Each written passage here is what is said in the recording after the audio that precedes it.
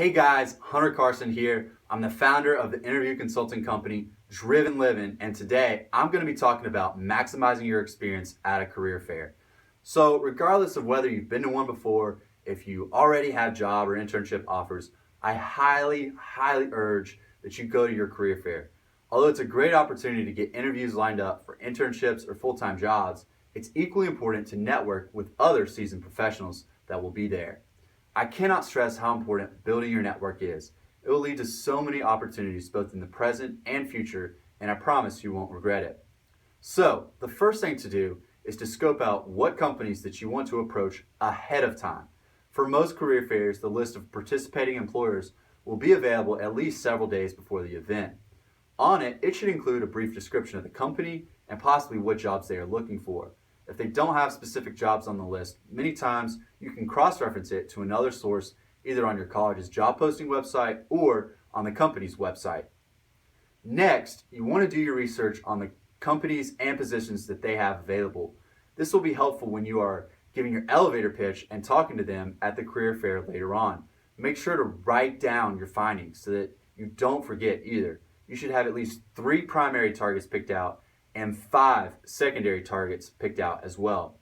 After doing your research, you should tailor your resume to each of the main companies or your primary targets that you're going to approach. The reason for this is that you want to include details in your past experiences that pertain to the job as well as to qualify you for it as well.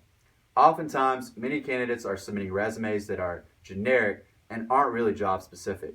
When there's so much competition and we have such a small opportunity to leave an impression on the recruiter, it's vital to have a resume that stands out from the pack. If you're applying for a sales position, for example, you'd want to include all relevant sales experiences, activities, and interests that you have on your resume versus including marketing experiences, etc. if you were to apply for a marketing job.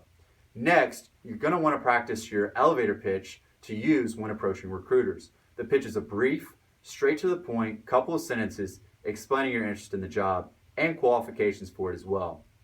It should be at least 15 seconds and no more than 60 seconds. Beyond that, you're giving way too much information. Around 30 seconds is a good medium. In it, you should introduce who you are, what you are studying or what your current job is, when you graduate if it's applicable, and why you're interested in the company or position that they have available. Sometimes it can be helpful to mention something unique or interesting about you in order to stand out. Here would be a very basic example of an elevator pitch. Hi, how's it going? My name's Hunter and I'm a senior finance major graduating this May, and I'm highly interested in the analyst position available with Bank of America. I've previously served as treasurer for the Finance Society here and have also interned as an analyst with both BB&T and Regions Bank. I love being able to work on meaningful projects and recommending what actions to take regarding different investments for both firms. I'm extremely passionate about the banking industry as it is the lifeblood of our economy. I've looked into the analyst position that you have available and was hoping that you could provide some more specific details about them. This now opens up the conversation for further discussion about the job, to which I can ask follow-up questions, and it also briefly introduces myself and the qualifications that I have for the job. If you don't have any direct experience in the industry that you're applying for, you can usually include what interests or extracurricular activities that you're involved with in that field. Once you have prepared for the career fair, it's now time for the big day.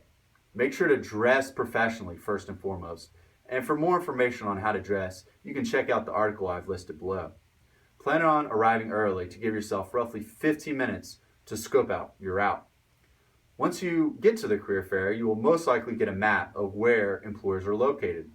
If this is your first career fair, are a little uncomfortable approaching employers, or you just want some additional practice, I advise that you start with some of your secondary targets first.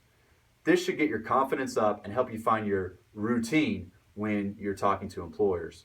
When you're executing conversations, the most important things to remember are to smile, be confident, speak with enthusiasm, and be friendly. It's also important to be engaged when talking with recruiters, to be an active listener, and take notes. To keep the conversation going, ask them follow-up questions based on answers that they're giving you. This also shows your interest and curiosity in the job. As the conversation is coming to a close, make sure to thank them, give them your resume if you haven't already done so, ask for a business card, and shake their hand, again, if you haven't already done so. You should also leave the conversation knowing what the next steps are for applying.